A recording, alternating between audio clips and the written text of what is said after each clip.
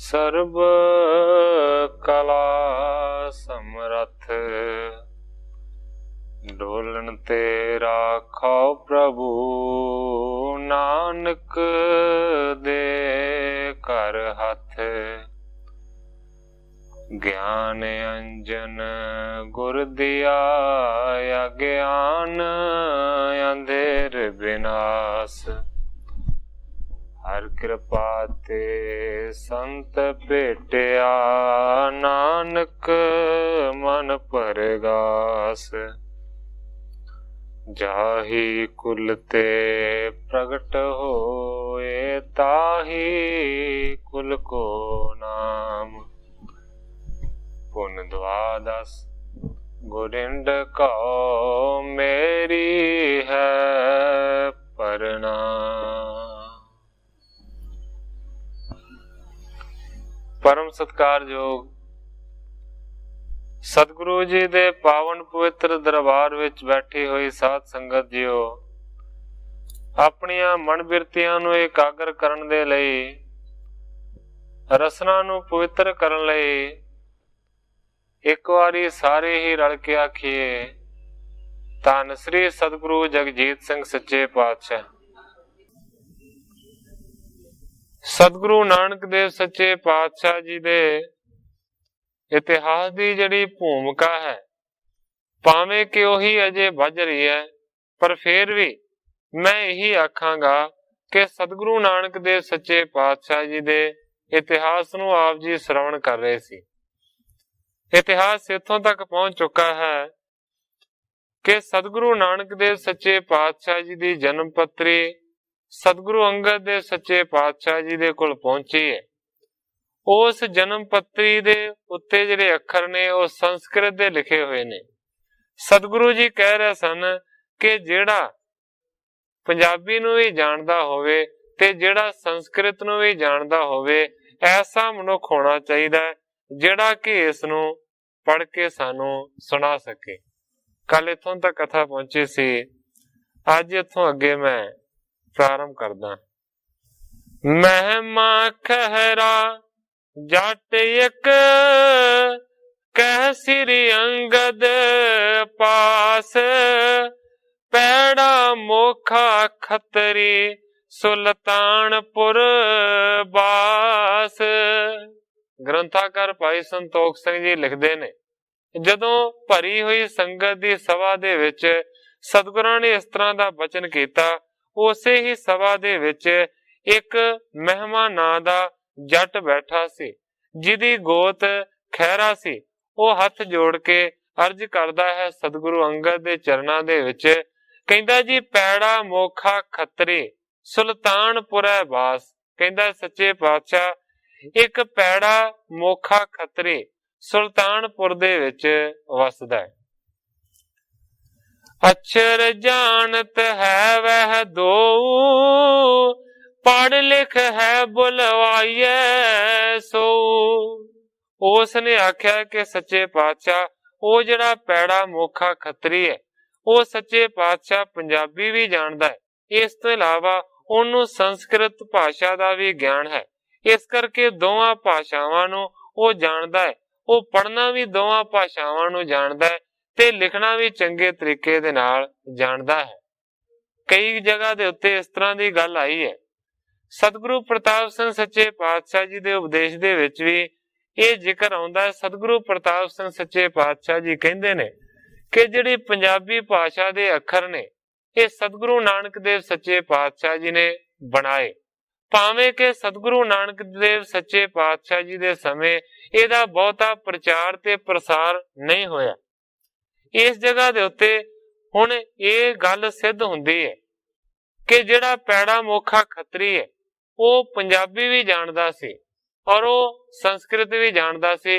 पंजाबी जानन तो भाव यह है कि पहला तो ही उन्होंने पंजाबी आउंदी सी, क्योंकि सतगुरु नानक देव सच्चे पातशाह जी दे समय तो ही ओदा थोड़ा प्रचार होया। पर बाद दे विच सतगुरु अंगद देव सच्चे पातशाह जी दे समय इहदा बहुता ज्यादा प्रचार होया। हुण उस दसन वाले ने आख्या है कि एक पैड़ा मोखा खतरी सुल्तानपुर दे विच रहिंदा है। ਉਹ ਦੋਵੇਂ ਭਾਸ਼ਾਵਾਂ ਨੂੰ ਪੜ੍ਹਨਾ ਵੀ ਜਾਣਦਾ ਹੈ ਤੇ ਲਿਖਣਾ ਵੀ ਜਾਣਦਾ ਹੈ। ਸੱਚੇ ਪਾਤਸ਼ਾਹ ਉਸ ਨੂੰ ਮੰਗਵਾਇਆ ਜਾਵੇ। ਸ੍ਰੀ ਅੰਗਦ ਕਹਿ ਤੁਮ ਹੀ ਜਾਵੋ, ਕਰ ਸਤਕਾਰ ਤੁਰਤ ਲੈ ਆਵੋ। ਸਤਿਗੁਰਾਂ ਨੇ ਫਿਰ ਉਸ ਨੂੰ ਆਖਿਆ ਕਿ ਹੇ ਭਾਈ ਮਹਿਰਾ, ਹੁਣ ਤੇਰੇ ਤੋਂ ਬਗੈਰ ਹੋਰ ਕੌਣ ਜਾਵੇ। ਸਤਿਗੁਰੂ ਜੀ ਕਹਿੰਦੇ ਨੇ ਤੂੰ ਹੀ ਜਾ ਤੇ ਸਤਿਕਾਰ ਦੇ ਨਾਲ ਉਸ ਨੂੰ ਬੁਲਾ ਕੇ ਤੁਰਤ ਛੇਤੀ ਲੈ ਕੇ ਆ। ਮਹਿਮਾ ਪਹੁੰਚੋ ਤਾਹਿ ਆਵਾਸਾ, ਆਨਿਓ ਜਸ ਪਦ ਸਤਿਗੁਰ ਪਾਸਾ। ਸਤਿਗੁਰਾਂ ਦੇ ਹੁਕਮ ਨੂੰ ਮੰਨ ਕੇ ਮਹਿਮਾ ਸੁਲਤਾਨਪੁਰ ਪਹੁੰਚਿਆ ਹੈ। ਉਸ ਨੂੰ ਜਾ ਕੇ ਪੈੜੇ ਮੋਖੇ ਨੂੰ ਉਹਦੇ ਘਰ ਦੇ ਵਿੱਚ ਮਿਲਿਆ ਤੇ ਸਤਿਗੁਰਾਂ ਦਾ ਹੁਕਮ ਸੁਣਾ ਕੇ ਉਸ ਨੂੰ ਆਪਣੇ ਨਾਲ ਲੈ ਕੇ ਦੁਬਾਰਾ ਸਤਿਗੁਰੂ ਅੰਗਦ ਦੇਵ ਸੱਚੇ ਪਾਤਸ਼ਾਹ ਜੀ ਦੇ ਚਰਨਾਂ ਦੇ ਵਿੱਚ ਪਹੁੰਚੇ। ਪਰਿਓ ਚਰਨ ਗੁਰ ਆਗਿਆ ਦੀਨੀ, ਪੜੋ ਪਤਰਿਕਾ ਸੁਖ ਪ੍ਰਦ ਚੀਨੀ। ਪੈੜੇ ਮੋਖੇ ਨੇ ਸਤਿਗੁਰੂ ਅੰਗਦ ਦੇਵ ਸੱਚੇ ਪਾਤਸ਼ਾਹ ਜੀ ਦੇ ਚਰਨਾਂ ਤੇ ਆਣ ਕੇ ਨਮਸਕਾਰ ਕੀਤੇ। ਸਤਿਗੁਰਾਂ ਨੇ ਹੁਕਮ ਦਿੱਤਾ ਪੜੋ ਪਤਰਿਕਾ ਸੁਖ ਪ੍ਰਦ ਚੀਨੀ। ਸਤਿਗੁਰੂ ਜੀ ਕਹਿੰਦੇ ਨੇ ਕਿ ਇਹ ਜਿਹੜੀ ਸੁਖ ਦੇਣ ਵਾਲੀ ਜਨਮ ਪੱਤਰੀ ਹੈ, ਸਤਿਗੁਰੂ ਜੀ ਕਹਿੰਦੇ ਨੇ ਇਸ ਨੂੰ ਪੜ। ਕਰ ਮਹਿਲੇ ਪਤਰਿਕਾ ਬਾਚੀ, ਜਨ ਬਾਣੀ ਰਸਨਾ ਪਰ ਨਾਚੀ। ਗ੍ਰੰਥਾਕਾਰ ਭਾਈ ਸੰਤੋਖ ਸਿੰਘ ਜੀ ਲਿਖਦੇ ਨੇ ਹੱਥ ਦੇ ਵਿੱਚ ਉਸ ਜਨਮ ਪੱਤਰੀ ਨੂੰ ਲੈ ਕੇ ਵਾਚਿਆ ਹੈ, ਉਸ ਨੂੰ ਪੜਿਆ ਹੈ ਪੈੜੇ ਮੋਖੇ ਨੇ। ਕਵੀ ਜੀ ਬਹੁਤ ਹੀ ਉੱਤਮ ਕਵਿਤਾ ਦਾ ਨਮੂਨਾ ਪੇਸ਼ ਕਰਦੇ ਨੇ। ਜਨ ਬਾਣੀ ਰਸਨਾ ਪਰ ਨਾਚੀ, ਇਸ ਤਰੀਕੇ ਦੇ ਨਾਲ ਉਸਨੇ ਪੜ੍ਹੀ ਹੈ ਕਿ ਜਿਵੇਂ ਪੈੜੇ ਮੋਖੇ ਦੀ ਜ਼ਬਾਨ ਦੇ ਉੱਤੇ ਸਵੈਮ ਸਰਸਵਤੀ ਨੱਚੀ ਹੋਵੇ। ਸੁਣ ਕਰ ਖੁਸ਼ੀ ਕਰੀ ਤੇ ਸਿੱਖ ਪਰ, ਗੁਰਮੁਖੀ ਲਿਖੀਏ ਇਹ ਅੱਖਰ। ਉਸਨੇ ਸਾਰੀ ਜਨਮ ਪੱਤਰੀ ਪੜ੍ਹ ਕੇ ਸੁਣਾਈ। ਸਤਿਗੁਰੂ ਅੰਗਦ ਦੇਵ ਸੱਚੇ ਪਾਤਸ਼ਾਹ ਜੀ ਨੇ ਪੈੜੇ ਮੋਖੇ ਦੇ ਉੱਤੇ ਬਹੁਤੀ ਹੀ ਖੁਸ਼ੀ ਕੀਤੀ ਤੇ ਨਾਲ ਹੀ ਸਤਿਗੁਰਾਂ ਨੇ ਹੁਕਮ ਦਿੱਤਾ ਕਿ ਇਸ ਜਨਮ ਪੱਤਰੀ ਨੂੰ ਹੁਣ ਤੋਂ ਗੁਰਮੁਖੀ ਲਿਪੀ ਦੇ ਵਿੱਚ ਲਿਖ ਦੇ। ਕਹਿ ਕਰ ਕਾਗਰ ਲੀਨ ਮੰਗਾਈ, ਸ੍ਰੀ ਅੰਗਦ ਸਭ ਹੀ ਲਿਖਵਾਈ। ਕਹਿ ਕੇ ਕਾਗਜ਼ ਮੰਗਾ ਲਿਆ ਗਿਆ ਤੇ ਫਿਰ ਸਤਿਗੁਰੂ ਅੰਗਦ ਦੇਵ ਸੱਚੇ ਪਾਤਸ਼ਾਹ ਜੀ ਨੇ ਉਸ ਜਨਮ ਪੱਤਰੀ ਦਾ ਜਿੰਨਾ ਵੀ ਹਵਾਲਾ ਸੀ ਉਹ ਪੈੜੇ ਮੋਖੇ ਨੂੰ ਕਹਿ ਕੇ ਪੰਜਾਬੀ ਦੇ ਵਿੱਚ ਲਿਖਵਾਇਆ। ਆਸਣ ਡਾਰ ਅਸੀਨ ਦਿਆਲਾ, ਆਣ ਸੁਣੈ ਤਹ ਸਿੱਖ ਬੇਸਾਲਾ। ਆਸਣ ਦੇ ਉੱਤੇ ਸਤਿਗੁਰੂ ਅੰਗਦ ਦੇਵ ਸੱਚੇ ਪਾਤਸ਼ਾਹ ਜੀ ਬਿਰਾਜਮਾਨ ਹੋਏ। ਆਣ ਸੁਣੈ ਤਹ ਸਿੱਖ ਬੇਸਾਲਾ। ਫਿਰ ਤੋਂ ਦੁਬਾਰਾ ਉਸ ਜਨਮ ਪੱਤਰੀ ਦੇ ਹਾਲ ਨੂੰ ਪੜ੍ਹਨਾ ਸ਼ੁਰੂ ਕੀਤਾ ਗਿਆ। ਸਤਿਗੁਰੂ ਜੀ ਵੀ ਬੈਠੇ ਨੇ ਔਰ ਇਸ ਤੋਂ ਇਲਾਵਾ ਹੋਰ ਵੀ ਬਹੁਤ ਸਾਰੇ ਸਿੱਖ ਸਤਿਗੁਰਾਂ ਦੀ ਕਥਾ ਨੂੰ ਸੁਣਨ ਦੇ ਵਾਸਤੇ ਬਹਿੰਦੇ ਨੇ। ਇੱਕ ਬੁੱਢਾ ਜੋ ਹੈ ਤਤ ਵੇਤਾ, ਮੋਹ ਆਦ ਜੋ ਦਾ ਸਿੱਖ ਜੇਤਾ। ਹੁਣ ਗ੍ਰੰਥਾਕਾਰ ਭਾਈ ਸੰਤੋਖ ਸਿੰਘ ਜੀ ਉਹਨਾਂ ਮੁੱਖ ਸਰੋਤਿਆਂ ਦਾ ਜ਼ਿਕਰ ਕਰ ਰਹੇ ਨੇ ਜਿਹੜੇ ਕਿ ਸਤਿਗੁਰਾਂ ਦੀ ਕਥਾ ਨੂੰ ਸੁਣਨ ਦੇ ਵਾਸਤੇ ਸਭਾ ਦੇ ਵਿੱਚ ਬੈਠਦੇ ਸਨ। ਸਾਰਿਆਂ ਤੋਂ ਪਹਿਲਾਂ ਗ੍ਰੰਥਾਕਾਰ ਭਾਈ ਸੰਤੋਖ ਸਿੰਘ ਜੀ ਨੇ ਬਾਬਾ ਬੁੱਢਾ ਜੀ ਦਾ ਜ਼ਿਕਰ ਕੀਤਾ ਹੈ ਕਿ ਸੁਣਨ ਵਾਲਿਆਂ ਸਰੋਤਿਆਂ ਦੇ ਵਿੱਚ ਬਾਬਾ ਬੁੱਢਾ ਜੀ ਸ਼ਾਮਲ ਸਨ ਜਿਹੜੇ ਕਿ ਤਤ ਵੇਤਾ ਸਨ। ਤਤ ਵੇਤਾ ਤੋਂ ਭਾਵ ਹੈ ਸ੍ਰੇਸ਼ਟ ਤਤ ਨੂੰ ਜਾਣਨ ਵਾਲਾ। ਮੋਹ ਆਦ ਜੋ ਦਾ ਅਤ ਜੇਤਾ। ਬਾਬਾ ਬੁੱਢਾ ਜੀ ਐਸੇ ਸਨ ਜਿਨ੍ਹਾਂ ਨੇ ਮੋਹ ਆਦਿਕ ਵੈਰੀਆਂ ਦੇ ਉੱਤੇ ਜਿੱਤ ਨੂੰ ਪ੍ਰਾਪਤ ਕੀਤਾ ਹੋਇਆ ਸੀ, ਭਾਵ ਕਿ ਸਾਰਿਆਂ ਐਸਿਆਂ ਮੋਹ ਆਦਿਕਾਂ ਨੂੰ ਉਹਨਾਂ ਨੇ ਆਪਣੇ ਹੱਥ ਦੇ ਵਿੱਚ ਕੀਤਾ ਸੀ।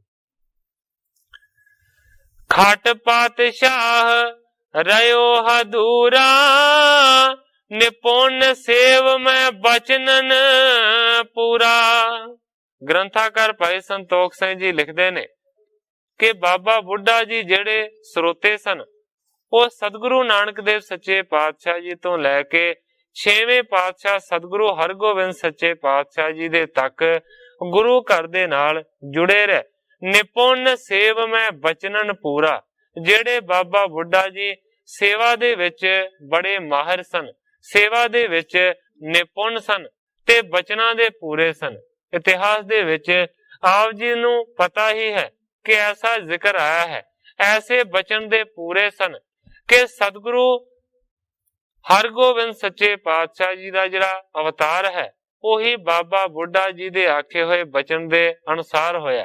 मेरा सिर्फ कहन तो पावे है कि ऐसे बचना दे पूरे सन बाबा बुढ़ा जी जेड़े के सतगुरु नानक देव सच्चे पातशाह जी तो लैके 6वें सतगुरां दे तक रहे। इस तो इलावा सतगुरु अंगद देव सच्चे पातशाह जी तो लैके 6वें सतगुरां दे तक जिहड़ा गुरियाई दा तिलक है ਉਹ भी बाबा बुढ़ा जी अपने हत्थां दे नाल ही करते रहे। बाबा बुढ़ा जी बहुत ही ज्यादा लंबी उम्र दे मालिक सन।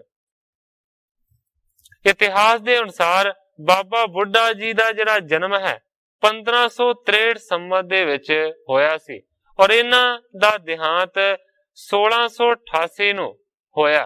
इस करके जेकर कुल इन्हां दी आयु दे बारे झाती मारी जावे ते 125 साल इन्हां दी उम्र सी। 125 साल दे होके इन्हां ने चढ़ाई कीती। मेरा सिर्फ कहन तो भाव सी कि ये ऐसे तत्वेता भी उस सभा दे विच श्रोता बन के सुनदे सन सतगुरु नानक दी कथा। सो श्रोता बैस्यो मत धीरा, सुनन कथा जो हरै भव पीरा। ग्रंथाकार भाई संतोख सिंह जी लिखते ने ये जिहड़ा श्रोता सी बाबा बुढ़ा जो कि मत दा धीरज धारी सी, ये भी कथा सुनन वास्ते बैठा सी जिहड़ी कथा संसार दी पीड़ नूं खत्म कर दी। अमरदास ते जो के नंदन, सेवे जिन अंगद दुख कंदन। इस तो इलावा अमरदास जी जेड़े के तेज पान दे सपुत्र सन, जिन्हां ने सतगुरु अंगद देव सच्चे पातशाह जी दी बहुत वड्डी सेवा कीती, जेड़े सतगुरु अंगद जी दुखां दा नाश करन वाले। गुरता पाई जिन पसयाती, सुनत पाए सो कथा सुहाती। जेड़े अमरदास जी ने सतगुरु अंगद देव सच्चे पातशाह जी तो बाद गुरियाई नूं प्राप्त कीता, ये जो अमरदास जी ने ये भी उस कथा नूं सुनने वास्ते श्रोते ने। पुन गुर मुख एक जीवा पाई, मन बच क्रम जिन सेव कमाई। कवि जी लिखते ने कि इस तो इलावा एक जीवा नां दा सिख है जिहड़ा कि बहुत ही ज्यादा गुरमुख है, जिन्ने मन दे नाल ते बचना दे नाल ते कर्म दे नाल सतगुरु अंगद देव सच्चे पातशाह जी दी वड्डी सेवा कीती। श्री अंगद हित भोजन त्यारी, करत प्रीत सो रुचिर सवारी। सतगुरु अंगद देव सच्चे पातशाह जी दे वास्ते ये प्रीत दे नाल सुंदर पकवान तैयार करदा सी। कहन तो पावे है कि भाई जीवा सतगुरु अंगद देव सच्चे पातशाह जी दा रसोईया सी, उन्हां दा लांगरी सी। अगे इतिहास दे विच भाई जीवे दी कथा आवेगी। पारो जुलका पुनि सिख एकू, परमहंस को जास बबेकू। ग्रंथाकार भाई संतोख सिंह जी लिखते ने इस तो इलावा पारो जुलका नां दा एक सिख सी जिन्हों के परमहंस आख्या जांदा सी। कहन तो भाव यह है कि जिन्हां नूं परमहंस कह के पछाणीदा सी, भाव के उन्हां दी जिहड़ी हल है ओही परमहंस हो गई सी। तजन सारं सार ग्रहिती, पैप की जो हंसन रीति। कवि जी प्रमाण देंदे ने, कहंदे ने कि असार नूं छड्डना ते सार नूं ग्रहण करना ऐसी ही इन्हां दी पारो जुलका जी दी बिरती सी।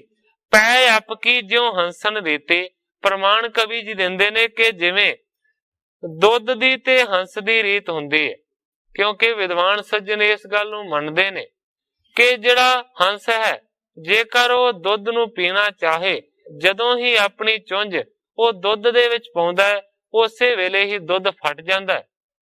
ਜਿਹੜਾ ਪਾਣੀ ਹੈ ਉਹ ਅਲੱਗ ਹੋ ਜਾਂਦਾ ਹੈ ਤੇ ਜਿਹੜੀਆਂ ਡਲੀਆਂ ਨੇ ਉਹ ਅਲੱਗ ਹੋ ਜਾਂਦੀਆਂ ਨੇ। ਵਿਦਵਾਨ ਸੱਜਣ ਕਹਿੰਦੇ ਨੇ ਕਿ ਡਲੀਆਂ ਨੂੰ ਉਹ ਖਾ ਜਾਂਦਾ ਹੈ ਤੇ ਬਾਕੀ ਜਿਹੜਾ ਪਾਣੀ ਰਹਿ ਜਾਂਦਾ ਹੈ ਉਹਨੂੰ ਛੱਡ ਦਿੰਦਾ ਹੈ। ਹੁਣ ਗ੍ਰੰਥਾਕਾਰ ਭਾਈ ਸੰਤੋਖ ਸਿੰਘ ਜੀ ਕਹਿ ਰਹੇ ਨੇ ਕਿ ਪਾਰੋ ਜੁਲਕਾ ਐਸਾ ਸਿੱਖ ਸੀ ਜਿਹਨੂੰ ਇਸੇ ਕਰਕੇ ਪਰਮਹੰਸ ਆਖਿਆ ਜਾਂਦਾ ਸੀ ਕਿ ਜਿਹੜੇ ਅਸਾਰ ਨੇ, ਜਿਹੜੇ ਸਾਰ ਤੋਂ ਰਹਿਤ ਨੇ, ਉਹਨਾਂ ਨੂੰ ਛੱਡ ਦਿੰਦਾ ਸੀ ਤੇ ਜਿਹੜੀ ਸਾਰ ਚੀਜ਼ ਹੈ ਉਸ ਨੂੰ ਹੀ ਗ੍ਰਹਿਣ ਕਰਦਾ ਸੀ। ਜਿਸ ਤਰ੍ਹਾਂ ਕਿ ਦੁੱਧ ਫਟੇ ਦੇ ਵਿੱਚੋਂ ਉਹ ਡਲੀਆਂ ਨੂੰ ਖਾ ਜਾਂਦਾ ਹੈ ਹੰਸ, ਤੇ ਜਿਹੜੀ ਅਸਾਰ ਚੀਜ਼ ਪਾਣੀ ਹੈ ਉਹਨੂੰ ਛੱਡ ਦਿੰਦਾ ਹੈ। ਇਸੇ ਕਰਕੇ ਉਹਨਾਂ ਨੂੰ ਪਰਮਹੰਸ ਆਖਿਆ ਜਾਂਦਾ ਸੀ। ਸੈਣ ਸਰਸ ਇੱਕ ਧੀਆਂ ਨਾਈ, ਜਿਨ ਸਿੱਖੀ ਕੀ ਰੀਤ ਕਮਾਈ। ਇਸ ਤੋਂ ਇਲਾਵਾ ਕਵੀ ਜੀ ਲਿਖਦੇ ਨੇ, ਇੱਕ ਧੀਆਂ ਸਤਿਗੁਰਾਂ ਦਾ ਸਿੱਖ ਸੀ ਜਿਨੇ ਕਿ ਸਿੱਖੀ ਦੀ ਰੀਤ ਨੂੰ ਬਹੁਤ ਚੰਗੇ ਤਰੀਕੇ ਦੇ ਨਾਲ ਕਮਾਇਆ। ਇਹ ਨਾਈ ਸੀ। ਸੈਣ ਦਾ ਇਸੇ ਕਰਕੇ ਪ੍ਰਮਾਣ ਦਿੱਤਾ ਹੈ ਕਿਉਂਕਿ ਜਿਹੜੇ ਸੈਣ ਭਗਤ ਹੋਏ ਨੇ, ਜਿਹੜੇ ਕਿ ਰਾਜਾ ਦੀ ਸੇਵਾ ਕਰਿਆ ਕਰਦੇ ਸਨ, ਉਹ ਵੀ ਨਾਈ ਸਨ। ਇਸੇ ਕਰਕੇ ਕਵੀ ਜੀ ਨੇ ਲਿਖਿਆ ਸੈਣ ਸਰਸ, ਭਾਵ ਕਿ ਸੈਣ ਨਾਈ ਵਰਗਾ ਇੱਕ ਧੀਆਂ ਨਾਈ ਸੀ ਜਿਨੇ ਸਿੱਖੀ ਦੀ ਰੀਤ ਨੂੰ ਕਮਾਇਆ ਸਤਿਗੁਰੂ ਅੰਗਦ ਦੇ ਸਮੇਂ। ਭਾ ਮੁਰੀਦ ਮੁਰਦੇ ਕੀ ਨਿਆਈ, ਗੁਰੂ ਗੋਰ ਮੈਂ ਕੀਨ ਸਮਾਈ। ਇਹ ਐਸਾ ਸਿੱਖ ਸੀ ਧੀਆਂ ਜਿਹੜਾ ਕਿ ਐਸਾ ਮੁਰੀਦ ਬਣਿਆ, ਐਸਾ ਚੇਲਾ ਬਣਿਆ ਕਿ ਮੁਰਦੇ ਦੀ ਨਿਆਈ ਹੀ ਹੋ ਗਿਆ, ਮੁਰਦੇ ਦੇ ਵਾਂਗ ਹੀ ਹੋ ਗਿਆ। ਜਿਹੜਾ ਮੁਰਦਾ ਬਣਦਾ ਹੈ, ਕਵੀ ਜੀ ਲਿਖਦੇ ਨੇ, ਉਹੀ ਗੁਰੂ ਦੀ ਗੋਰ ਦੇ ਵਿੱਚ, ਕਬਰ ਦੇ ਵਿੱਚ ਸਮਾਉਂਦਾ ਹੈ। ਕਹਿਣ ਤੋਂ ਭਾਵ ਹੈ ਕਿ ਆਪਣੇ ਆਪ ਨੂੰ ਮਾਰਨਾ ਪੈਂਦਾ ਹੈ। ਮੁਰਦਾ ਹੋਏ ਮੁਰੀਦ ਨਾ ਗੱਲੀ ਹੋਵਣਾ। ਇਹ ਵਾਕ ਵੀ ਹੈ ਕਿ ਮੁਰਦਾ ਹੋ ਕੇ ਹੀ ਗੁਰੂ ਦੀ ਗੋਰ ਦੇ ਵਿੱਚ ਸਮਾਇਆ ਜਾਂਦਾ ਹੈ। ਕਵੀ ਜੀ ਲਿਖਦੇ ਨੇ ਕਿ ਧੀਆਂ ਨਾਈ ਐਸਾ ਸਿੱਖ ਸੀ ਜਿਹੜਾ ਮੁਰਦੇ ਦੀ ਨਿਆਈ ਹੋ ਕੇ ਗੁਰੂ ਦੀ ਗੋਰ ਦੇ ਵਿੱਚ ਸਮਾਇਆ, ਉਹਦੇ ਨਾਲ ਇਕਮਿਕ ਹੋਇਆ। ਇਤਿਆਦਿਕ ਜੋ ਸੇਵਕ ਪ੍ਰੇਮੀ, ਭਾਏ ਕਥਾ ਸੁਣਨੇ ਕੇ ਨਿਮੀ। ਕਵੀ ਜੀ ਲਿਖਦੇ ਨੇ ਕਿ ਇਸ ਤਰੀਕੇ ਦੇ ਨਾਲ ਹੋਰ ਵੀ ਬਹੁਤ ਸਾਰੇ ਜਿਹੜੇ ਪ੍ਰੇਮੀ ਸੇਵਕ ਸਨ, ਕਥਾ ਨੂੰ ਸੁਣਨ ਦੇ ਨੇਮੀ ਹੋਏ, ਭਾਵ ਕਿ ਨੇਮ ਦੇ ਨਾਲ ਉਹ ਕਥਾ ਨੂੰ ਰੋਜ਼ ਸੁਣਦੇ ਨੇ। ਅਪਰ ਮਨ ਜਿਆ ਮੈਂ ਕਰ ਹੇਤੂ, ਸੁਣ ਕਥਾ ਬੇਦੀ ਕੁਲ ਕੇਤੂ।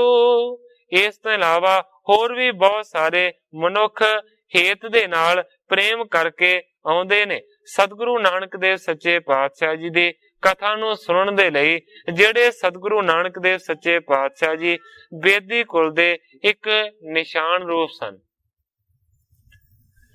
ਬਾਲਾ ਕਰਤ ਉਚਾਰ ਮੁਖ, ਪੈੜੇ ਲਿਖੀ ਸੁਧਾਰ, ਲਿਖਵਾਈ ਅੰਗਦ ਗੁਰੂ ਜਗ ਕੇ ਕਾਜ ਉਦਾਰ। ਭਾਈ ਪੈੜੇ ਮੋਖੇ ਨੇ ਜਨਮ ਪੱਤਰੀ ਦਾ ਅਨੁਵਾਦ ਤੇ ਕੀਤਾ ਹੀ ਪੰਜਾਬੀ ਦੇ ਵਿੱਚ। ਕਵੀ ਜੀ ਲਿਖਦੇ ਨੇ ਕਿ ਬਾਲਾ ਕਰਤ ਉਚਾਰ ਮੁਖ। ਸਤਿਗੁਰੂ ਨਾਨਕ ਦੇਵ ਸੱਚੇ ਪਾਤਸ਼ਾਹ ਜੀ ਦੇ ਇਤਿਹਾਸ ਨੂੰ ਬਾਲਾ ਜੀ ਆਪਣੇ ਮੁਖ ਤੋਂ ਉਚਾਰਨ ਕਰਦੇ ਨੇ। ਪੈੜੇ ਲਿਖੀ ਸੁਧਾਰ, ਤੇ ਪੈੜੇ ਮੋਖੇ ਨੇ ਉਹਨਾਂ ਆਖੀਆਂ ਹੋਈਆਂ ਬਾਲਾ ਜੀ ਦੀਆਂ ਸਾਖੀਆਂ ਨੂੰ ਲਿਖਿਆ ਆਪਣੇ ਹੱਥਾਂ ਦੇ ਨਾਲ ਸੁਧਾਰ ਕੇ। ਲਿਖਵਾਈ ਅੰਗਦ ਗੁਰੂ ਜਗ ਕੇ ਕਾਜ ਉਦਾਰ। ਕਵੀ ਜੀ ਲਿਖਦੇ ਨੇ ਕਿ ਸਤਿਗੁਰੂ ਅੰਗਦ ਦੇਵ ਸੱਚੇ ਪਾਤਸ਼ਾਹ ਜੀ ਨੇ ਇਹ ਇਤਿਹਾਸ ਲਿਖਵਾਇਆ ਜਗ ਦੇ ਕਾਰਜ ਨੂੰ ਸੁਧਾਰਨ ਦੇ ਵਾਸਤੇ। ਕਹਿਣ ਤੋਂ ਭਾਵ ਹੈ ਕਿ ਸੁਣਾਉਣ ਵਾਲਾ ਬਾਲਾ ਹੈ ਤੇ ਲਿਖਣ ਵਾਲਾ ਪੈੜਾ ਮੋਖਾ ਹੈ ਤੇ ਲਿਖਾਉਣ ਵਾਲੇ ਨੇ ਸਤਿਗੁਰੂ ਅੰਗਦ ਦੇਵ ਸੱਚੇ ਪਾਤਸ਼ਾਹ ਜੀ ਆਪਣੀ ਅਗਵਾਈ ਦੇ ਵਿੱਚ। ਸੋ ਸੁਣ ਵਰਣਨ ਕਰਤ ਕਵ ਛੰਦ ਚੌਪਈ ਬੰਦ ਸ੍ਰੀ ਨਾਨਕ ਪਰਮਾਤਮਾ ਬੰਧਨ ਕਰ ਸੁਖ ਕੰਦ। ਗ੍ਰੰਥਾਕਾਰ ਭਾਈ ਸੰਤੋਖ ਸਿੰਘ ਜੀ ਆਪਣੇ ਆਪ ਦੇ ਬਾਰੇ ਲਿਖਦੇ ਨੇ ਕਿ ਮੈਂ ਕਵੀ ਸੰਤੋਖ ਸਿੰਘ ਉਸ ਇਤਿਹਾਸ ਨੂੰ ਵਰਣਨ ਕਰਦਾ ਹਾਂ ਆਪਣੀ ਕਵਿਤਾ ਦੇ ਰੂਪ ਦੇ ਵਿੱਚ, ਛੰਦਾਬੰਦੀ ਦੇ ਵਿੱਚ, ਚੌਪਈਆਂ ਦੇ ਵਿੱਚ। ਸ੍ਰੀ ਨਾਨਕ ਜੀ ਪਰਮਾਤਮਾ ਸਨ।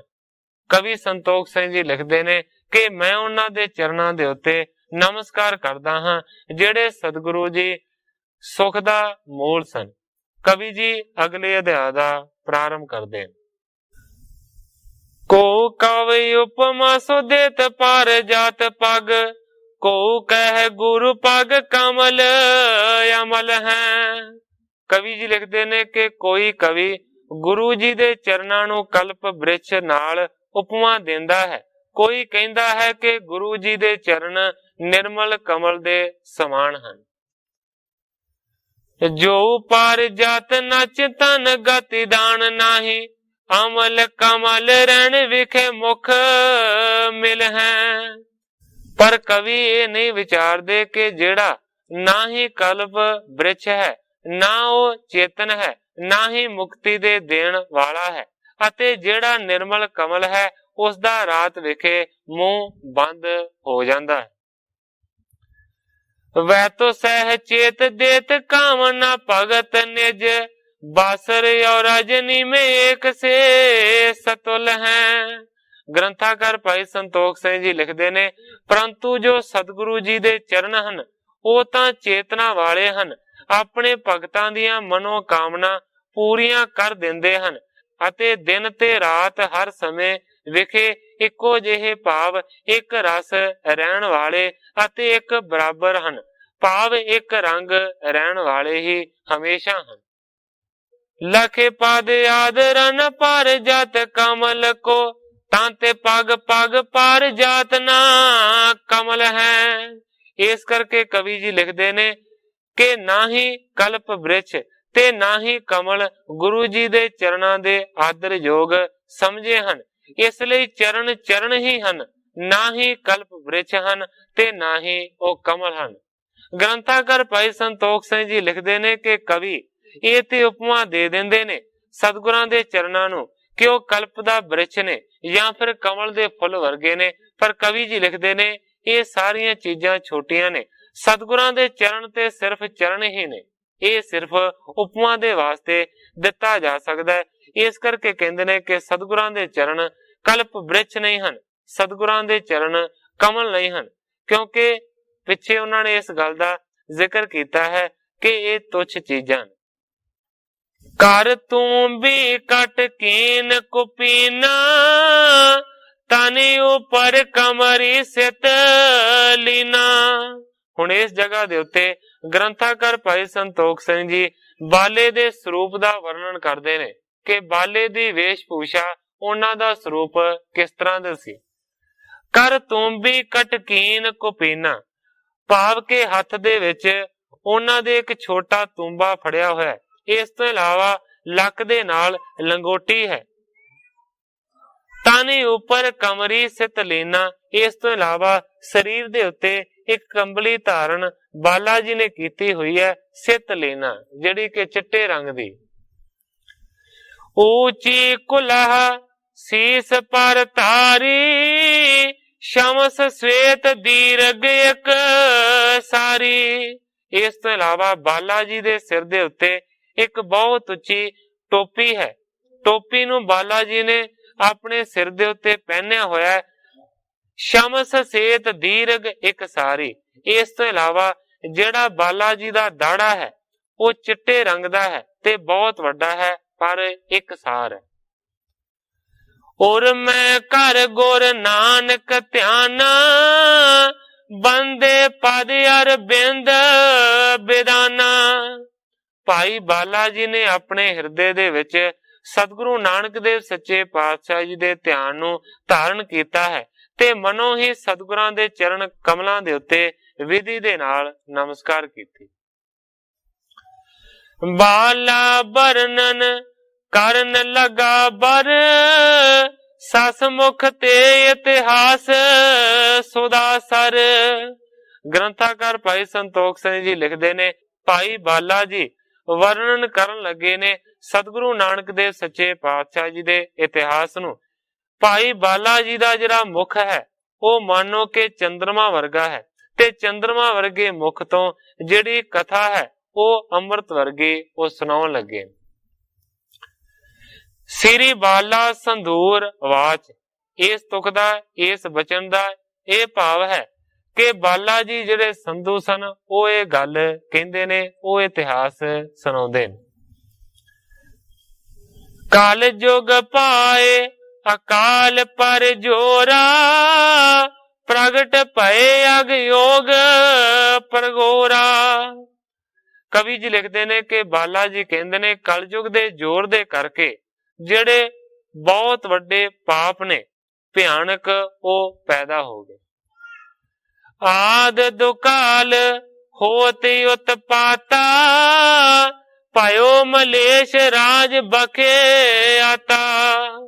ਜਿਸ ਤਰ੍ਹਾਂ ਕਿ ਕਿਸੇ ਸਮੇਂ ਕਾਲ ਪੈ ਜਾਂਦਾ ਹੈ, ਐਸੇ ਕਾਲ ਵਰਗੇ ਜਿਹੜੇ ਉਪਦਰਵ ਨੇ ਉਹ ਪੈਦਾ ਹੋ ਗਏ। ਭਾਇਓ ਮਲੇਸ਼ ਰਾਜ ਬਖੇ ਆਤਾ, ਮਲੇਸ਼ਾਂ ਦਾ ਜਿਹੜਾ ਰਾਜ ਸੀ ਉਹ ਪ੍ਰਗਟ ਹੋ ਗਿਆ। ਪੰਥ ਮੁਹੰਮਦ ਬੜਤ ਅਪਾਰਾ, ਕਲਮਲ ਮੈਂ ਮਤਹੀਨ ਵਿਚਾਰਾ। ਮੁਹੰਮਦ ਦਾ ਜਿਹੜਾ ਪੰਥ ਸੀ, ਭਾਵ ਕਿ ਜਿਹੜਾ ਇਸਲਾਮ ਧਰਮ ਸੀ, ਉਹ ਬਹੁਤ ਜ਼ਿਆਦਾ ਵਧਿਆ। ਕਲਮਲ ਮੈਂ ਮਤਹੀਨ ਵਿਚਾਰਾ। ਇਸਲਾਮ ਦੇ ਵਿੱਚ ਕਈ ਐਸੇ ਮਨੁੱਖ ਨੇ ਜਿਹੜੇ ਕਿ ਪਾਪਾਂ ਦਾ ਰੂਪ ਨੇ, ਜਿਹੜੇ ਕਿ ਮਤ ਤੋਂ ਹੀਨੇ ਨੇ, ਵਿਚਾਰ ਤੋਂ ਰਹਿਤ ਨੇ। ਗੋ ਗਰੀਬ ਕੋ ਹਤੈ ਕੁਸਾਲੀ, ਕਲ ਕੇ ਕਾਲ ਕੀਨ ਕੁਚਾਲੀ। ਹੁਣ ਧਿਆਨ ਦੇਣ ਦੀ ਲੋੜ ਹੈ ਕਿ ਮਲੇਸ਼ ਜਿਹੜਾ ਸ਼ਬਦ ਹੈ ਇਹ ਬਹੁਤ ਅਰਥਾਂ ਦੇ ਵਾਸਤੇ ਵਰਤਿਆ ਜਾਂਦਾ ਹੈ, ਪਰ ਇਸ ਜਗ੍ਹਾ ਦੇ ਉੱਤੇ ਸਿਰਫ ਇਸਲਾਮ ਦੇ ਵਾਸਤੇ, ਮੁਸਲਮਾਨਾਂ ਦੇ ਵਾਸਤੇ ਹੀ ਇਹ ਮਲੇਸ਼ ਸ਼ਬਦ ਵਰਤਿਆ ਨਹੀਂ ਗਿਆ। ਆਮ ਤੌਰ ਤੇ ਇਤਿਹਾਸਾਂ ਦੇ ਵਿੱਚ ਮਲੇਸ਼ ਸ਼ਬਦ ਮੁਸਲਮਾਨਾਂ ਦੇ ਵਾਸਤੇ ਵਰਤਿਆ ਜਾਂਦਾ ਹੈ, ਪਰ ਵਿਚਾਰ ਦੀ ਲੋੜ ਇਹ ਹੈ ਕਿ ਸਾਰੇ ਦੇ ਸਾਰੇ ਕਿਸੇ ਵੀ ਧਰਮ ਦੇ ਜਿਹੜੇ ਲੋਕ ਨੇ ਉਹ ਇੱਕੋ ਜਿਹੇ ਨਹੀਂ ਹੁੰਦੇ। ਜੇਕਰ ਇਸਲਾਮ ਦੇ ਸਾਰੇ ਮੁਸਲਮਾਨਾਂ ਨੂੰ ਅਸੀਂ ਮਲੇਸ਼ ਆਖੀਏ ਇਹ ਯੋਗ ਨਹੀਂ ਹੋਵੇਗਾ। ਮੈਂ ਇੱਕੋ ਹੀ ਪ੍ਰਮਾਣ ਦਿਆਂਗਾ ਕਿ ਜੇਕਰ ਅਸੀਂ ਸਾਰੇ ਮੁਸਲਮਾਨਾਂ ਨੂੰ ਮਲੇਸ਼ ਕਹਿੰਦੇ ਹਾਂ, ਸਾਡੇ ਵਿੱਚੋਂ ਕੋਈ ਵੀ ਐਸਾ ਨਹੀਂ ਹੈ ਜਿਹੜਾ ਕਿ ਬਾਬਾ ਫਰੀਦ ਜੀ ਦਾ ਮੁਕਾਬਲਾ ਕਰ ਸਕੇ। ਇਸ ਕਰਕੇ ਜੇਕਰ ਸਿਰਫ ਇੱਕ ਜਾਤੀ ਨੂੰ ਲਿਆ ਜਾਵੇ ਤੇ ਸ਼ੇਖ ਫਰੀਦ ਨੂੰ ਅਸੀਂ ਮਲੇਸ਼ ਨਹੀਂ ਕਹਿ ਸਕਦੇ। ਜੇਕਰ ਸਾਰੇ ਮੁਸਲਮਾਨਾਂ ਨੂੰ ਅਸੀਂ ਮਲੇਸ਼ ਮੰਨੀਏ ਤੇ ਫਿਰ ਸਾਨੂੰ ਮੰਨਣਾ ਪਵੇਗਾ ਕਿ ਬਾਬਾ ਸ਼ੇਖ ਫਰੀਦ ਜੀ ਵੀ ਮਲੇਸ਼, ਜਿਨ੍ਹਾਂ ਦੀ ਬਾਣੀ ਆਦ ਗ੍ਰੰਥ ਦੇ ਵਿੱਚ ਦਰਜ ਹੈ। ਕਹਿਣ ਤੋਂ ਭਾਵ ਹੈ ਕਿ ਕੋਈ ਵੀ ਧਰਮ ਹੈ, ਕੋਈ ਵੀ ਫਿਰਕਾ ਹੈ, ਕੋਈ ਵੀ ਸੰਪਰਦਾਇ ਹੈ, ਉਹਦੇ ਜਿਹੜੇ ਲੋਕ ਨੇ ਉਹ ਚੰਗੇ ਜਾਂ ਮਾੜੇ ਹੋਇਆ ਕਰਦੇ ਨੇ। ਕੋਈ ਧਰਮ ਜਾਂ ਕੋਈ ਵੀ ਸੰਪਰਦਾ ਮਾੜੀ ਨਹੀਂ ਹੁੰਦੀ। ਮੇਰਾ ਸਿਰਫ ਕਹਿਣ ਤੋਂ ਭਾਵ ਹੈ ਕਿ ਮੁਸਲਮਾਨ ਉਹਨਾਂ ਨੂੰ ਮਲੇਸ਼ ਆਖਿਆ ਜਾ ਸਕਦਾ ਹੈ ਜਿਹੜੇ ਪਾਪੀ ਸਨ, ਜਿਹੜੇ ਨਿਰਦਈ ਸਨ, ਜਿਹੜੇ ਜ਼ਾਲਮ ਸਨ।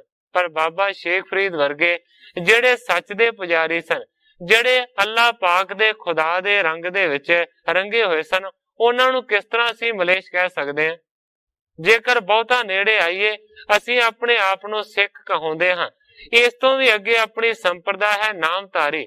ਨਾਮਧਾਰੀਆਂ ਦੇ ਵਿੱਚ ਐਸੇ ਉੱਚੇ ਸੁੱਚੇ ਨੇ ਜਿਹੜੇ ਕਿ ਅੱਲਾਹ ਦੇ ਤੱਕ, ਖੁਦਾ ਦੇ ਤੱਕ, ਸਤਿਗੁਰੂ ਦੇ ਤੱਕ ਪਹੁੰਚੇ ਨੇ, ਤੇ ਕਈ ਐਸੇ ਵੀ ਨੇ ਜਿਨ੍ਹਾਂ ਨੂੰ ਮਲੇਸ਼ ਤੋਂ ਵੀ ਭੈੜਾ ਨਾਂ ਦਿੱਤਾ ਜਾ ਸਕਦਾ ਹੈ। ਐਸੇ ਵੀ ਨਾਮਧਾਰੀ ਮੌਜੂਦ ਹਨ ਜਿਹੜੇ ਕਿ ਭੈੜੇ ਤੋਂ ਭੈੜੇ ਨੇ, ਐਸੇ ਵੀ ਨੇ ਜਿਹੜੇ ਚੰਗੇ ਤੋਂ ਚੰਗੇ ਨੇ।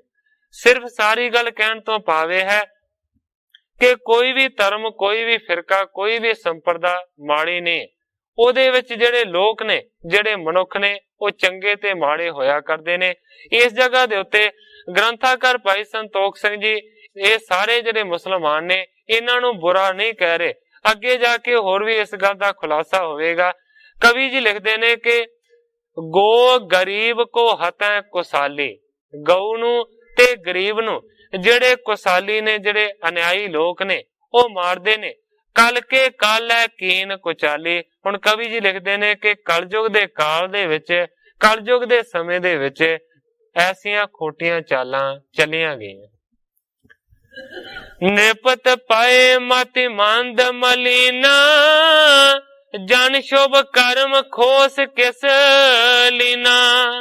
ਰਾਜੇ ਐਸੇ ਖੋਟੀ ਬੁੱਧ ਵਾਲੇ ਤੇ ਮਲੀਨ ਹੋ ਗਏ। ਇਸ ਤਰ੍ਹਾਂ ਲੱਗਦਾ ਸੀ ਕਿ ਜਿਵੇਂ ਰਾਜਿਆਂ ਦੇ ਸਾਰੇ ਜਿਹੜੇ ਚੰਗੇ ਕਰਮ ਨੇ ਉਹ ਕਿਸੇ ਨੇ ਖੋਹ ਲਏ ਹੋਣ। ਮੰਤਰੀ ਲੋਲਪ ਬੇਸ਼ਾਗਾਮੀ, ਦੁਰਾਚਾਰ ਕਰਹਿ ਬਨ ਬਾਮੀ। ਜਿਹੜੇ ਰਾਜਿਆਂ ਦੇ ਮੰਤਰੀ ਨੇ ਉਹ ਕਵੀ ਜੀ ਲਿਖਦੇ ਨੇ ਲੰਪਟ ਸਨ, ਵੇਸ਼ਿਆਗਾਮੀ ਵਿਭਚਾਰੀ ਸਨ, ਵੇਸਵਾ ਦੇ ਨਾਲ ਰਮਣ ਵਾਲੇ ਸਨ, ਦੁਰਾਚਾਰੀ ਸਨ, ਭੈੜੇ ਕਰਮ ਕਰਨ ਵਾਲੇ ਸਨ। ਇਸ ਤੋਂ ਇਲਾਵਾ ਮਨਬਾਮੀ, ਮਨਬਾਮੀ ਤੋਂ ਭਾਵ ਹੈ ਕਿ ਵਿੰਗੇ ਮਨਾਂ ਵਾਲੇ ਸਨ, ਟੇਢੇ ਮਨਾਂ ਵਾਲੇ।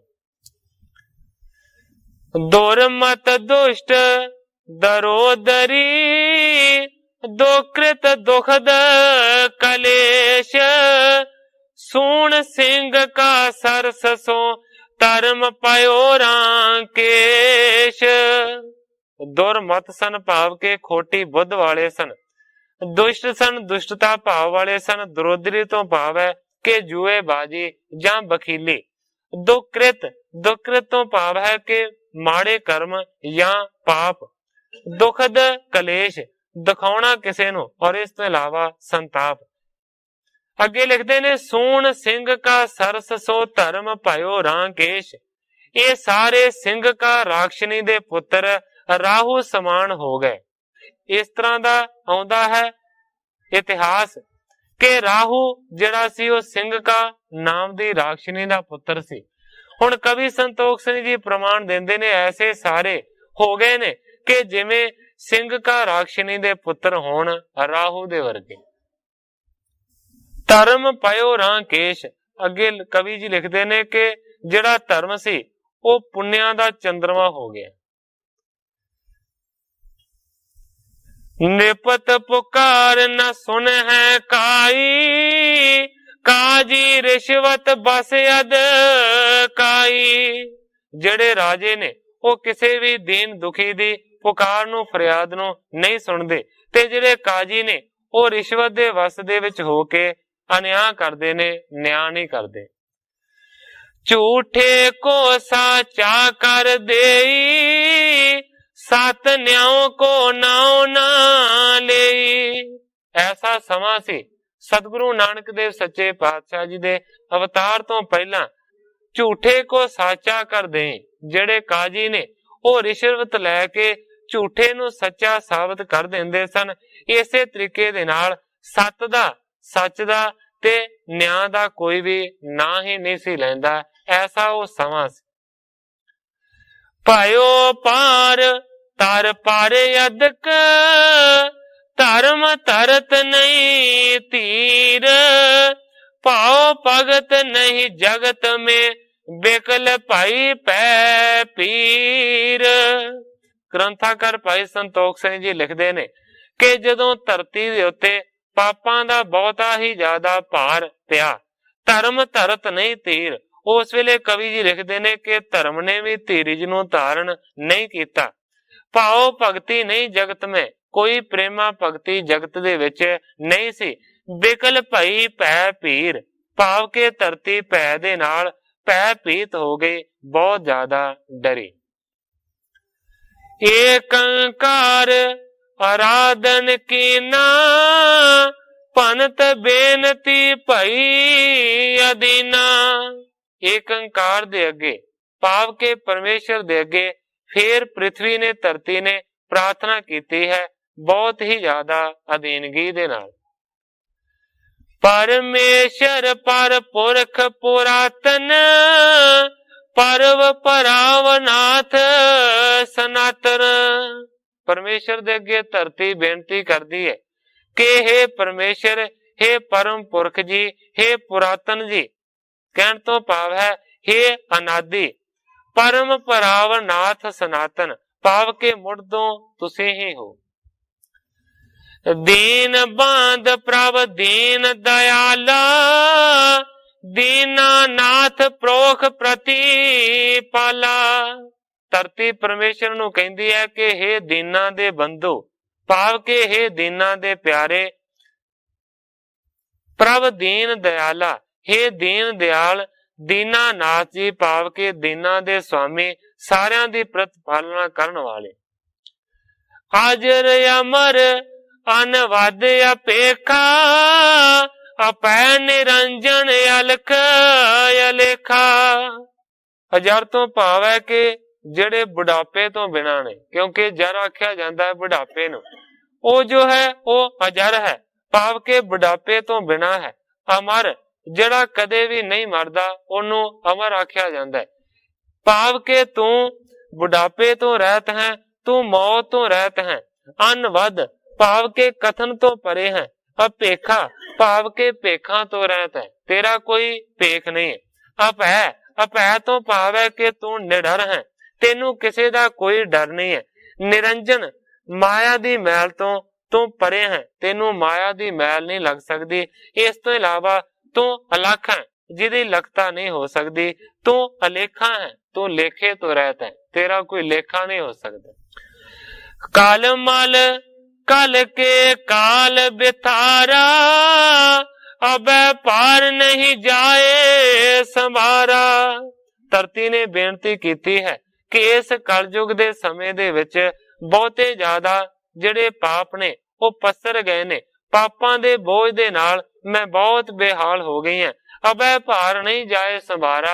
हे अकाल पुरख जी, मेरे तो ये जिहड़ा भार है ना हुण झल्लिया नहीं जांदा। अत दुष्टर दुख वेला पयो, बिन अवलंब जात नहीं रहियो। धरती ने आख्या कि मेरे ते बहुत ही ज्यादा दुखदाई संकट वाला जिहड़ा वक्त है वो पै गया है। बिना अवलंब जात नहीं रहियो, किसी भी आसरे तो बगैर हुण मैं स्थिर रह नहीं सकती। सतयुग में चारों चरण, त्रेते तीन रहाए, द्वापर में दो रहे, काले एक चरण टिकाए। क्योंकि मन्निया जाता है कि धर्म दा आसरा सारियां तो वड्डा आसरा है। उसे धर्म दा जिक्र कीता है। कवि जी लिखते ने कि सतयुग दे विच धर्म दे जिहड़े पैर ने वो चारे ही पूरे सन। जदों अगे त्रेता युग आया ते फिर एक चरण टुट गया ते बाकी तीन पैर धर्म दे रह गए। अगे करदियां करदियां जदों द्वापर आया ते फिर दो रह गए, ते जदों कलयुग आया ते फिर तिन्ने ही चरण अलोप हो गए, खत्म हो गए। सिर्फ इको ही पैर रह गया धर्म दा। कल मल मैं आयो कल काला, पायो सो याते पार बेसाला। धरती कहती है कि कलयुग दा ऐसा समा आ गया है कि हुण जिहड़ा पार है ना वो चलिया नहीं जाता। इक्के पैर दे उत्ते सारे दा सारा पार आ गया। एक चरण ते टिका ना जाई, बिन अवलंब ना थिरता पाई। एक पैर दे आसरे टिकिया जा नहीं सकता। इस करके बगैर किसी अवलंब तो, बगैर किसी आसरे तो पृथ्वी कहती है, धरती कहती है कि मैं स्थिर नहीं रह सकती। एक अंकार बिना सुन लीजै, थिर होवो को अवलंब दीजै। पृथ्वी कहती है हे एक अंकार, मेरी बेनती नू तुसी प्रवान करो, मेरी बेनती नू सुनो, थिर होवो को अवलंब दीजै। जेड़े तरीके दे नाल मैं स्थिर होवां, मैं टिका, कोई ऐसा मैनू अवलंब दियो, कोई ऐसा मैनू आसरा दे। ज्योति रूप आतरी बानी, सुनत विचार कीन सुख दानी। जेड़े ज्योति रूप ने भाव के जो एक अंकार निराकार परमेश्वर ने, जो भगवान ने, जो अकाल पुरख ने, उन्होंने इस तरह की आतरता वाली धरती की बेनती नूं सुनिया ते फिर विचार किया है सुखां दा दान देण वाले ने। इस कारज को बहुत पठाए, जाए तहां निज पंथ चलाए। गगन दे विचों, आकाश दे विचों आवाज आई, आकाश बाणी हुई, जिदे विचों ये आवाजा आया है, इस काम नूं करन दे वास्ते मैं बहुतियां नूं भेजिया। जाए तहां निज पंथ चलाए, पर जिन्नू भी मात लोक दे उत्ते भेजिया, जिन्नू भी धरती ते कलिया, उन्हें आपो अपने पंथां नूं चला लिया। बिसरे जां कारज तह गए, अपने अपने मत ठहराए। विसर गए कि केड़ा काम करन दे वास्ते मैं धरती दे उत्ते भेजिया सी। जिन्ने भी भेजे उन्होंने आपो अपने मतां नूं ठहरा लिया। अकाल पुरख ने जिन्नू भी भेजिया उन्हें मातलोक दे उत्ते आण के अपने ही रस्तियां नूं पंथां नूं चला लिया। ये जिहड़ी वार्ता है ये सतगुरु गोबिंद सिंह सच्चे पातशाह जी दे लिखे हुए ग्रंथ दे विच विचित्र नाटक दे विच भी आउंदी है। किन्हू ना महिमा नाम बिथारी, भाओ भगत की रीत ना डारी। आकाश दे विचों इस तरह की आकाशबाणी हो रही है कि किसी ने भी नाम दी महिमा दा विस्तार नहीं किया, किसी ने भी प्रेमा भगती दी रीत नूं दुनिया दे उत्ते नहीं पाया। जो होवत अब लंबत छोनी, यों विचार बोले जग जोनी। विचार कीती कि जेड़े तरीके दे नाल धरती नूं अविलंब मिले उस नूं धरती नूं आसरा मिले, ऐसा कुछ भी नहीं होया। विचार के फिर होर वचन आकाशवाणी दे विचों आए। नाम कीर्तन बिथरों जब ही, तुझे विलंब होए है तब ही। आख्या अकाल पुरख ने नाम ते कीर्तन दा विस्तार करांगा जदों, तुझे विलंब होए है तब ही। उस वेले ही हे धरती तेरा विलंब होवेगा, तेनू आसरा मिलेगा। या ते प्रगटावों जग आए, मोह बिन होत नयान उपाए। मैं अपनी जगह दे उत्ते बड़ियां नूं भेजिया, पर किसी ने मेरा कारज नहीं सवारिया। इस करके आख्या कि मैं ही जग दे उत्ते प्रगट होवांगा। मोह बिन होत ना आन उपाए, मेरे मात लोक दे उत्ते आउण तो बगैर होर कोई यतन नहीं, होर कोई उपाय नहीं। धर्म ताम धर तीरज दीनो, पाए अलंब होए दुख छीनो। ग्रंथाकार भाई संतोख सिंह जी लिखते ने धर्म धाम भाव के धर्म दे घर ने इस तरीके दे बचन कह के धरती नूं धीरज दिता। पाए अलंब होए दुख छीनो, मैं आप अवतार नूं धारण करके धरती ते स्वयं आवांगा। उस वेले तेरे दुख दूर होणगे ते तेनू आसरा मिलेगा। सुन कर गिरा गगन की चोनी, और कर परम हरक मुख मोनी। कवि जी लिखते ने कि जदों ही आकाश दे विचों ऐसी आकाश बाणी धरती ने सुनी ते ओदे मन दे विच हरक होया, खुशी हुई, ते फिर वो कुछ भी ना बोली, वो मौन हो गई, चुप हो गई। एक अंकार धार निज रूपा, प्रगटे सतगुर रूप अनूपा। ऐसे समय दे विच एक अंकार अपने स्वरूप नूं धारण करके प्रगट होए सतगुरु दे रूप दे विच।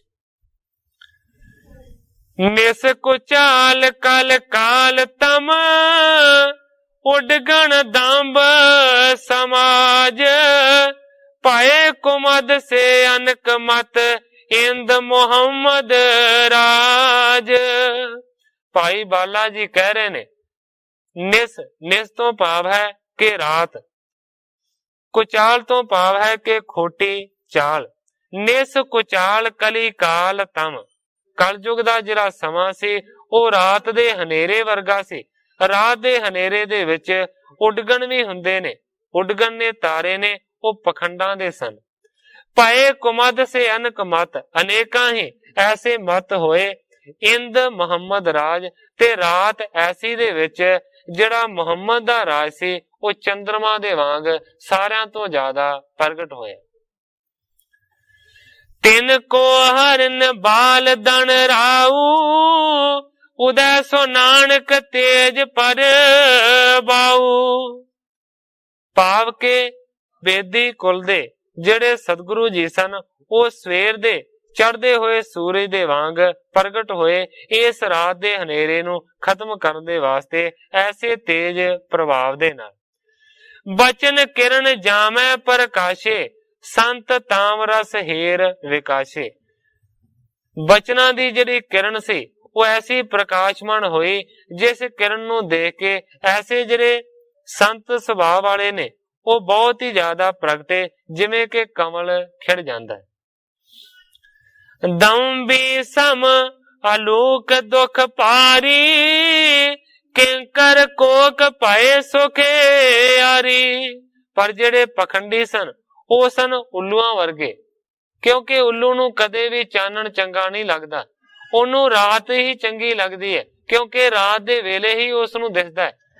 ਜਦੋਂ ਦਿਨ ਦਾ ਚੜਾ ਹੁੰਦਾ ਉਸ ਵੇਲੇ ਉੱਲੂ ਨੂੰ ਨਹੀਂ ਦਿਸਦਾ, ਚਮਗਿੱਦੜ ਨੂੰ ਨਹੀਂ ਦਿਸਦਾ।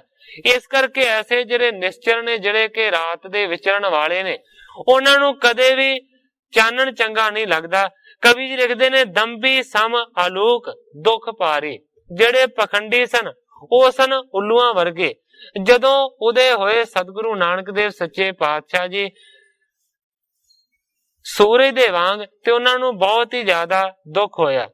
ਕਿੰਕਰ ਕੋਕ ਭਏ ਸੁਖਿਆਰੀ। ਤੇ ਦੂਸਰੇ ਪਾਸੇ ਜਿਹੜੇ ਸਿੱਖ ਸਨ, ਜਿਹੜੇ ਦਾਸ ਸਨ, ਉਹ ਚਕਵੀ ਤੇ ਚਕਵਾ ਦੇ ਵਾਂਗ ਬਹੁਤ ਹੀ ਜ਼ਿਆਦਾ ਸੁਖ ਵਾਲੇ ਹੋਏ। ਆਤਪ ਭਗਤ ਜਗਤ ਪ੍ਰਕਾਸ਼ੀ, ਨੀਂਦ ਅਯੋਧਿਆ ਸਿੱਖਣ ਨਾਸ਼ੀ। ਜਿਹੜੀ ਭਗਤੀ ਦੀ ਧੁੱਪ ਸੀ ਉਹ ਜਗਤ ਦੇ ਵਿੱਚ ਪ੍ਰਕਾਸ਼ਿਤ ਹੋਈ, ਨੀਂਦ ਅਵਿਦਿਆ ਸਿੱਖਣ ਨਾਸੀ, ਜਿਹਦੇ ਨਾਲ ਸਿੱਖਾਂ ਦੀ ਅਵਿਦਿਆ ਤੇ ਨੀਂਦ ਖਤਮ ਹੋ ਗਈ। ਗਿਆਨ ਨਾਮ ਮੈਂ ਨਰ ਬਰ ਜਾਗੇ, ਕਲਮਲ ਸੁਪਨਾ ਜਿਉ ਮਨ ਤਿਆਗੇ। ਗਿਆਨ ਦੇ ਨਾਮ ਦੇ ਵਿੱਚ ਜਿਹੜੇ ਨਰ ਸਨ ਉਹ ਜਾਗੇ, ਕਲਮਲ ਸੁਪਨਾ ਜਿਉ ਮਨ ਤਾਗੇ। ਤੇ ਜਿਹੜੇ ਕਲਮਲ ਸਨ, ਜਿਹੜੇ ਪਾਪ ਸਨ, ਉਹ ਜਿਸ ਤਰ੍ਹਾਂ ਸੁਪਨਾ ਟੁੱਟ ਜਾਂਦਾ ਤੇ ਦੂਰ ਹੋ ਜਾਂਦੇ ਨੇ, ਇਸ ਤਰ੍ਹਾਂ ਹੋ ਗਏ।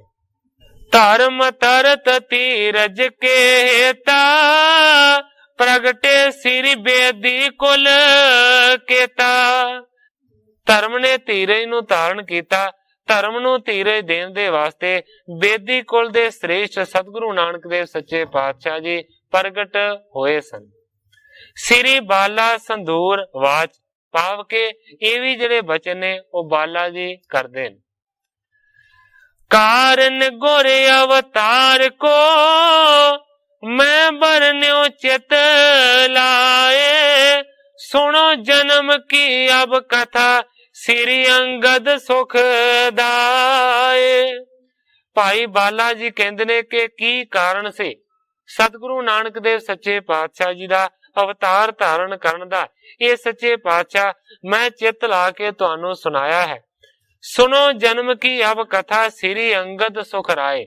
ਭਾਈ ਬਾਲਾ ਜੀ ਕਹਿੰਦੇ ਨੇ ਕਿ ਸਤਿਗੁਰੂ ਨਾਨਕ ਦੇਵ ਸੱਚੇ ਪਾਤਸ਼ਾਹ ਜੀ ਦੇ ਜਨਮ ਦੀ ਜਿਹੜੀ ਕਥਾ ਹੈ, ਇਹ ਸਤਿਗੁਰੂ ਅੰਗਦ ਦੇਵ ਸੱਚੇ ਪਾਤਸ਼ਾਹ ਜੀ ਹੁਣ ਤੁਸੀਂ ਅੱਗੋਂ ਉਹ ਸੁਣੋ, ਮੈਂ ਸੁਣਾਉਂਦਾ ਹਾਂ। ਬਾਰ ਦੇਸ਼ ਸਭ ਦੇਸ਼ ਨਰੇਸ਼ੂ, ਗ੍ਰਾਮ ਪ੍ਰਜਾ ਕੇ ਹਰਤ ਕਲੇਸ਼ੂ।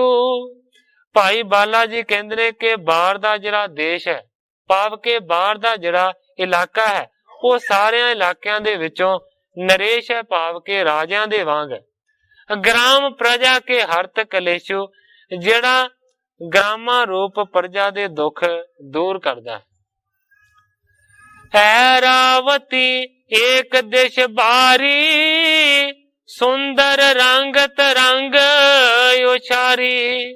ਕਹਿੰਦਾ ਹੈ ਕਿ ਬਾਹਰ ਦਾ ਇਲਾਕਾ ਐਸਾ ਹੈ ਜਿਹਦੇ ਇੱਕ ਪਾਸੇ ਜਿਹੜਾ ਰਾਵੀ ਦਰਿਆ ਹੈ ਉਹ ਵਹਿੰਦਾ ਹੈ, ਜਿਹਦਾ ਬਹੁਤ ਹੀ ਚੰਗਾ ਉਜਲ जल है जिस पानी दे विचों बहुत उच्चियां उच्चियां तरंगां लहरां उठदियां।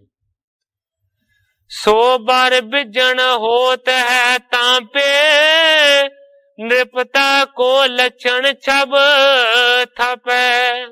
जड़ियां रावी दरिया दे विचों उच्चियां उच्चियां तरंगां उठदियां ने, बाला जी कहंदे ने कि इस तरह लगदा है कि जिवें वो सारे दरिया दे उत्ते पक्खा कर रहीआं होण। नृपता के लक्षण छब थापे, इस तरीके दे नाल ये कहा जा सकदा है कि रावी जिहड़ा दरिया है ना, ਉਹਦੇ ਵਿੱਚ ਰਾਜਿਆਂ ਵਾਲੇ ਸਾਰੇ ਲੱਛਣ ਨੇ। ਜਿਸ ਤਰ੍ਹਾਂ ਕਿ ਕੋਈ ਰਾਜਾ ਸਿੰਘਾਸਣ ਦੇ ਉੱਤੇ ਬੈਠਾ ਹੁੰਦਾ ਹੈ, ਤੁਸੀਂ ਦੇਖਿਆ ਹੋਵੇਗਾ ਜਦੋਂ ਕਿਤੇ ਟੀਵੀ ਦੇ ਵਿੱਚ ਦਿਖਾਉਂਦੇ ਨੇ ਕਿ ਕੋਈ ਰਾਜਾ ਬੈਠਾ ਹੈ, ਤੁਸੀਂ ਦੇਖਿਆ ਹੋਵੇਗਾ ਕਿ ਉਹਨੂੰ ਦੋ ਪਾਸਿਓਂ ਪੱਖਾ ਚੱਲਣ ਵਾਲੇ ਸੇਵਕ ਖਲੋਤੇ ਹੁੰਦੇ ਨੇ। ਹੁਣ ਗ੍ਰੰਥਾਕਾਰ ਭਾਈ ਸੰਤੋਖ ਸਿੰਘ ਜੀ ਨੇ ਜ਼ਿਕਰ ਕੀਤਾ ਹੈ ਕਿ ਭਾਈ ਬਾਲਾ ਜੀ ਕਹਿੰਦੇ ਨੇ ਕਿ ਰਾਵੀ ਦਰਿਆ ਐਸਾ ਹੈ, ਉਹਦੇ ਉੱਤੇ ਜਿਹੜੀਆਂ ਤਰੰਗਾਂ ਉੱਠਦੀਆਂ ਨੇ ਇਸ ਤਰ੍ਹਾਂ ਲੱਗਦਾ ਕਿ ਜਿਵੇਂ ਉਹਨੂੰ ਪੱਖਾ ਚੱਲ ਰਹੀਆਂ ਹੋਣ। ਇਸ ਕਰਕੇ ਰਾਜਿਆਂ ਵਾਲੇ ਸਾਰੇ ਉਹਦੇ ਵਿੱਚ ਲੱਛਣ। ਚੰਦਰ ਪਗਾ ਦੁਤੀਆ ਦਿਸ਼ ਸੁਹਾਈ, ਮਾਲ ਤਰੰਗਣ ਸਵੱਛ ਉਠਾਈ। ਇਸ ਇਲਾਕੇ ਦੇ ਦੂਸਰੇ ਪਾਸੇ ਜਿਹੜਾ ਸ੍ਰੇਸ਼ਟ ਜਲ ਹੈ ਉਹ ਹੈ ਚਨਾਬ ਦਰਿਆ ਦਾ। ਕਵੀ ਜੀ ਲਿਖਦੇ ਨੇ ਕਿ ਚਨਾਬ ਦਰਿਆ ਦੂਸਰੇ ਪਾਸੇ ਹੈ, ਉਹਦੇ ਵਿੱਚੋਂ ਵੀ ਸਵੱਛ ਤੇ ਪਵਿੱਤਰ ਤਰੰਗਾਂ ਉੱਠਦੀਆਂ ਨੇ। ਤਾਂ ਪਰ ਹੋਤ ਚਮਰ ਛਬ ਭਾਰੀ, ਮਹਿਮਾ ਮਹਾ ਜਨਾਵਣਕਾਰੀ। ਉਹ ਜਿਹੜੀਆਂ ਚਨਾਬ ਦਰਿਆ ਦੀਆਂ ਲਹਿਰਾਂ ਉੱਠਦੀਆਂ ਨੇ, ਉਹ ਇਸ ਤਰ੍ਹਾਂ ਲੱਗਦਾ ਹੈ ਕਿ ਜਿਵੇਂ ਉਸ ਦਰਿਆ ਦੇ ਉੱਤੇ ਚੌਰ ਕਰ ਰਹੀਆਂ ਹੋਣ। ਇਸ ਕਰਕੇ ਬੜੀ ਸੁੰਦਰ ਛਵੀ ਹੈ, ਇਹਦੀ ਮਹਿਮਾ ਬਹੁਤ ਜ਼ਿਆਦਾ ਉਜਾਗਰ ਕਰਨ ਵਾਲੀ। सदा सुकाल ससन को साली, तह दुकाल की कौन कुचाली। ਭਾਈ ਬਾਲਾ ਜੀ ਕਹਿੰਦੇ ਨੇ ਹਮੇਸ਼ਾ ਸੁਕਾਲ ਰਹਿੰਦਾ ਹੈ, ਭਾਵ ਕਿ ਕਾਲ ਆਦਿਕ ਉਪਦਰਵ ਕਦੇ ਵੀ ਪੈਦਾ ਨਹੀਂ ਹੁੰਦੇ। ਤਹ ਦੁਕਾਲ ਕੀ ਕੌਣ ਕਚਾਲੀ, ਕਹਿਣ ਤੋਂ ਭਾਵ ਹੈ ਕਿ ਖੇਤੀਆਂ ਦਾ ਘਰ ਹੈ ਐਸਾ ਜਿੱਥੇ ਦੁਕਾਲ ਦਾ ਭਾਵ ਕਿ ਕਾਲ ਦਾ ਕੋਈ ਵੀ ਨੁਕਸਾਨ ਨਹੀਂ ਹੈ, ਕਦੇ ਕਾਲ ਆ ਹੀ ਨਹੀਂ ਸਕਦਾ। ਸਪਤੀਤ ਕੋ ਭੀਤ ਨਾ ਪਾਵਾ, ਤਸਕਰ ਕੁਲ ਤਜ ਅਨੰਤ ਪਰਾਵਾ। ਸਬਤ ਇਸ ਤੋਂ ਭਾਵ ਹੈ ਕਿ ਜਿਹੜੀਆਂ 7 ਚੀਜ਼ਾਂ ਖੇਤੀ ਨੂੰ ਨੁਕਸਾਨ ਕਰਦੀਆਂ ਨੇ, ਜਿਹੜੀਆਂ 7 ਚੀਜ਼ਾਂ ਖੇਤੀ ਨੂੰ ਨੁਕਸਾਨ ਕਰਦੀਆਂ ਨੇ ਉਹਨਾਂ ਨੂੰ ਕੋਈ ਮੌਕਾ ਹੀ ਨਹੀਂ ਮਿਲਦਾ। ਜਿਹੜੀਆਂ 7 ਚੀਜ਼ਾਂ ਖੇਤੀ ਦਾ ਨੁਕਸਾਨ ਕਰਦੀਆਂ ਨੇ ਉਹ ਇਸ ਤਰੀਕੇ ਦੇ ਨਾਲ ਵਿਦਵਾਨਾਂ ਨੇ ਲਿਖੀਆਂ ਨੇ, ਜਿਹੜੇ 7 ਉਪਦਰਵ ਖੇਤੀ ਨੂੰ ਨੁਕਸਾਨ ਪਹੁੰਚਾਉਂਦੇ ਨੇ। ਪਹਿਲਾ ਹੈ ਕਿ ਮੀਂਹ ਦਾ ਨਾ ਪੈਣਾ, ਵਰਖਾ ਹੀ ਨਾ ਹੋਣੀ, ਤੇ ਦੂਸਰਾ ਹੈ ਕਿ ਮੀਂਹ ਦਾ ਬਹੁਤ ਹੀ ਜ਼ਿਆਦਾ ਪੈਣਾ, ਤੇ ਤੀਸਰਾ ਹੈ ਕਿ ਚੂਹੇ ਦਾ ਖੇਤੀ ਨੂੰ ਲੱਗ ਜਾਣਾ, ਔਰ ਚੌਥਾ ਹੈ ਮੱਕੜੀ ਪੈਦਾ ਹੋ ਜਾਣੀ ਕਿ ਖੇਤੀ ਨੂੰ ਨੁਕਸਾਨ ਪਹੁੰਚਾਵੇ। ਪੰਜਵਾਂ ਹੈ ਪੰਛੀਆਂ ਦਾ ਖਾ ਜਾਣਾ, ਦਾਣਿਆਂ ਨੂੰ ਚੁਗ ਜਾਣਾ। ਛੇਵਾਂ ਹੈ ਰਾਜਾ ਦੀ ਚੜਾਈ, ਤੇ ਸੱਤਵਾਂ ਹੈ ਕੁੰਗੀ। ਕੁੰਗੀ ਇੱਕ ਬਹੁਤ ਹੀ ਛੋਟੀ ਬਰੀਕ ਕੀੜੀ ਹੁੰਦੀ ਹੈ ਜਿਹਦਾ ਰੰਗ ਕੇਸਰ ਦੇ ਵਰਗਾ ਹੁੰਦਾ ਹੈ। ਇਹ 7 ਜਿਹੜੇ ਉਪਦਰਵ ਨੇ ਇਹ ਖੇਤੀ ਨੂੰ ਨੁਕਸਾਨ ਪਹੁੰਚਾਉਂਦੇ ਨੇ। ਭਾਈ ਬਾਲਾ ਜੀ ਕਹਿੰਦੇ ਨੇ ਐਸਾ ਸੁਕਾਲ ਸੀ, ਐਸਾ ਖੇਤੀਆਂ ਦੀਆਂ ਲਹਿਰਾਂ ਦਾ ਘਰ ਸੀ, ਉਹ ਬਾਹਰ ਦਾ ਇਲਾਕਾ ਜਿੱਥੇ ਇਹ 7 ਚੀਜ਼ਾਂ ਦੇ ਉਪਦਰਵ ਕਦੇ ਵੀ ਪੈਦਾ ਹੀ ਨਹੀਂ ਸਨ ਹੋ ਸਕਦੇ। ਜਿਹੜੇ ਤਸਕਰ ਨੇ, ਜਿਹੜੇ ਚੋਰ ਡਾਕੂ ਤੇ ਧਾੜਵੀ ਨੇ, ਉਹ ਸਾਰੇ ਦੇ ਸਾਰੇ ਭਾਵ ਕਿ ਉੱਥੋਂ ਕਿਤੇ ਹੋਰ ਦੂਰ ਦੌੜ ਗਏ। ਇਸ ਤਰੀਕੇ ਦੇ ਨਾਲ ਭਾਈ ਬਾਲਾ ਜੀ ਬਾਹਰ ਦੇ ਇਲਾਕੇ ਦਾ ਜ਼ਿਕਰ ਕਰਦੇ ਨੇ ਜਿੱਥੇ ਕਿ ਸਤਿਗੁਰੂ ਨਾਨਕ ਦੇਵ ਸੱਚੇ ਪਾਤਸ਼ਾਹ ਜੀ ਦਾ ਅਵਤਾਰ ਹੋਇਆ। ਭਾਈ ਬਾਲਾ ਜੀ ਹੋਰ ਵੀ ਬਹੁਤ ਸਾਰਾ ਇਸ ਦਾ ਵਿਸਥਾਰ ਕਰਨਗੇ, ਪਰ ਸਮਾਂ ਇਜਾਜ਼ਤ ਨਹੀਂ ਦਿੰਦਾ ਕਿ ਅੱਜ ਇਸ ਕਥਾ ਨੂੰ ਅੱਗੇ ਵਿਸਥਾਰ ਦੇ ਵਿੱਚ ਲਿਜਾਇਆ ਜਾਵੇ। ਸਮੇਂ ਦੀ ਸਮਾਪਤੀ ਹੈ, ਸੋ ਅੱਜ ਇੰਨੀਆਂ ਹੀ ਅਰਜ਼ਾਂ ਕਰਦਾ ਹੋਇਆ ਮੈਂ ਇੱਥੇ ਹੀ ਕਥਾ ਨੂੰ ਵਿਸਰਾਮ ਦੇ ਕੇ ਸਾਰੀ ਸਾਧ ਸੰਗਤ ਤੋਂ ਖਿਮਾ ਦਾ ਯਾਚਕ। हे अच्युत हे पार ब्रह्म अविनाशी अगनास, हे पूरन हे सर्ब मैं दुख भंजन गुणतास, हे संगी हे निरंकार हे निर्गुण सब टेक, हे गोबिंद हे गुण निधान जाके सदा विवेक, हे अपरंपर हर हरे है पी होवनहार। हे संता कै सदा संग ने धारा आधार। हे ठाकुर हो दास रो मैं निर्गुण गुण नहीं कोय। नानक दीजै नाम दान राखो हिय परोय। जाहि कुल ते प्रगट होय ताहि कुल को नाम। पुन द्वादश गुरिंद को मेरी है प्रणाम।